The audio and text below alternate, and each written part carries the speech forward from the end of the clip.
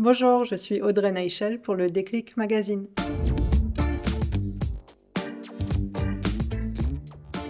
Donc mon papa a créé son entreprise en 1979. Il a fait sa première réparation de boîte de vitesse automatique dans la grange de ses parents.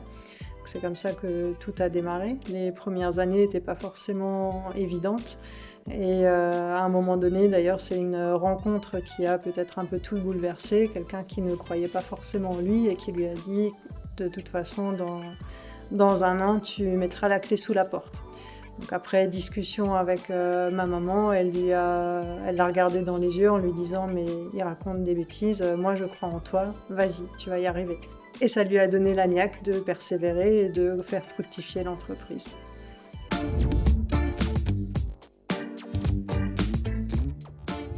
Moi, du haut de mon enfance, en fait, je l'accompagnais des fois le week-end ou pendant les vacances scolaires chez les clients ou fournisseurs. Et ça m'a donné envie de comprendre ce qu'il faisait et pourquoi pas un jour de l'accompagner dans l'entreprise. Et au moment des études, j'ai fait une filière de l'expertise comptable. Donc j'ai fait 4 ans après le bac en alternance. Ça, c'était très enrichissant aussi et ça m'a permis d'apprendre encore plus la rigueur que j'avais déjà acquise de par l'éducation familiale. Et au bout de quelques années, la question s'est effectivement posée de rejoindre l'entreprise. Et à l'époque, j'ai rédigé en fait mon CV et ma lettre de motivation. Mes parents n'étaient pas du tout au courant de ça. Et donc ils m'ont reçue en entretien et j'ai été acceptée. Et voilà comment tout a démarré.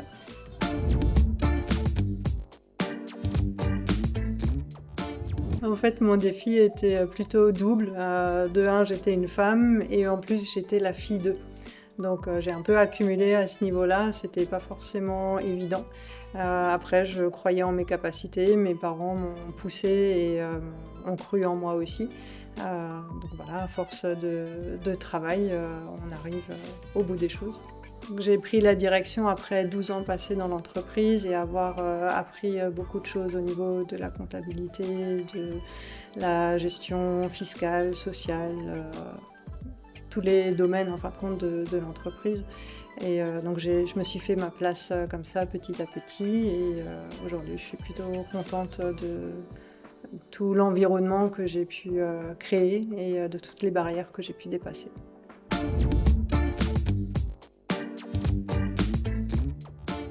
Alors les valeurs que mes parents m'ont transmises sont quand même déjà bien ancrées.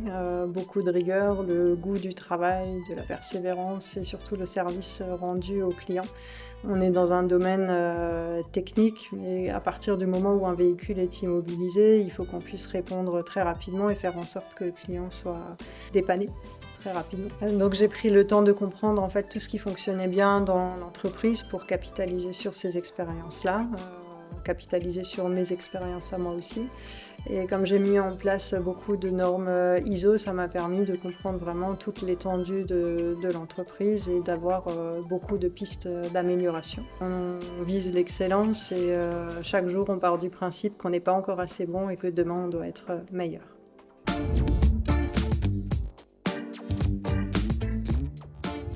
Alors le label Alsace Excellence, c'est un label qui a été mis en place par la DIRA pour promouvoir l'excellence des entreprises alsaciennes. Donc on est labellisé depuis 2020 maintenant, on est audité régulièrement.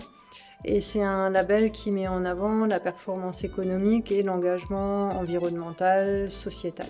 Voilà. Donc comme on avait déjà pas mal de certifications ISO, qualité, sécurité et environnement, c'était un petit peu la cerise sur le gâteau finalement d'obtenir ce label. Et on est forcément très fiers de pouvoir mettre en avant le hacker doré pour promouvoir et l'Alsace et notre entreprise. Et en interne, pour moi, c'était important aussi de rapporter ce label-là pour toute l'équipe. On est des fois assez militaire et en tout cas très rigoureux et ça permettait aussi de montrer à l'équipe que voilà, si on fait tout ça, c'est pas pour rien, il y a de la reconnaissance derrière et bravo à toute l'équipe.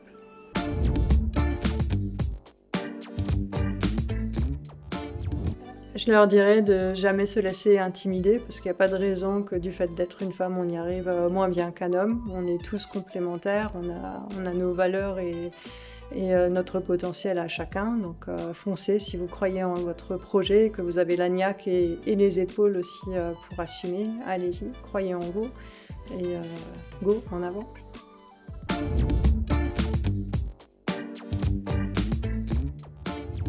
Ça, c'est une bonne question. C'est un challenge en plus. C'est vrai que la balance, elle pèse un petit peu plus du côté professionnel que du côté personnel. Après, c'est un équilibre à trouver et c'est vrai que le soutien de mon mari et de ma famille est super important dans la vie de tous les jours. Les moments passés avec les enfants, c'est un super carburant et ça me motive encore plus pour leur donner une bonne image de la vie professionnelle plus tard.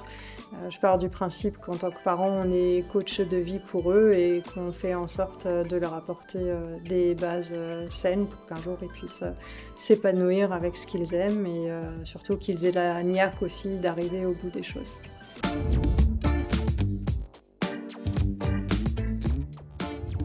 Alors j'ai plusieurs anecdotes, mais mon grand-père nous disait souvent: attention, n'achète pas ce dont tu n'as pas besoin, sinon un jour tu devras vendre ce dont tu as besoin. Et il avait cette sagesse-là que j'essaye de garder en moi pour faire en sorte de bien gérer financièrement, que ce soit l'entreprise ou la maison. Mes parents aussi, quand j'étais petite et qu'ils démarraient l'entreprise, avaient forcément des difficultés au départ avec l'entreprise qui décollait pas. Et j'ai ce souvenir que mes parents disaient que si l'entreprise ne marchait pas, on perdait la maison. Donc ça, en tant qu'enfant, c'est quelque chose qui marque aussi et puis qui assoit ce côté de ne pas dépenser à tort et à travers.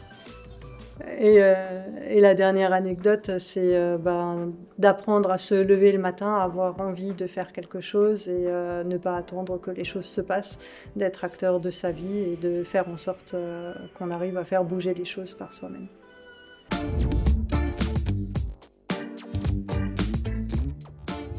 À part avoir découvert le Déclic Magazine, ok, j'en ai eu quelques-unes quand même.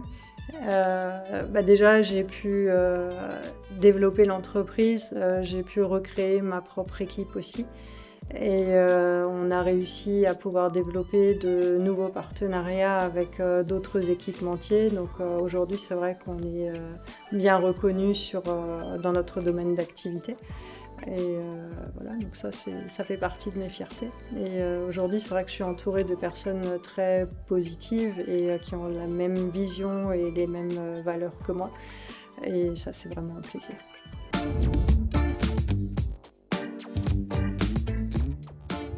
Alors des projets, on en a tout le temps, on a plein d'idées qui fourmillent dans la tête. Et d'ailleurs souvent pendant les vacances, c'est là que ça cogite et des nouvelles idées arrivent. Pour le moment, on est en train de développer et de dynamiser toute la partie logistique. Donc ça, c'est un projet qu'on est en train de mettre en place. Après, on va aussi essayer de développer un petit peu plus notre présence au plan local. On est très reconnu en national et à l'international, pas forcément régional. Donc on va essayer de s'occuper de vous aussi. Et bien sûr, l'objectif, c'est de toujours garder notre niveau de qualité, notre recherche d'excellence pour continuer à satisfaire toute notre clientèle.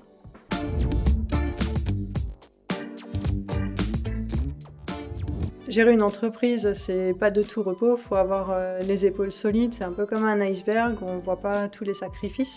Mais si vous rencontrez des difficultés, croyez en vous, vous pouvez y arriver et surtout entourez-vous de personnes positives. Le positif attire le positif.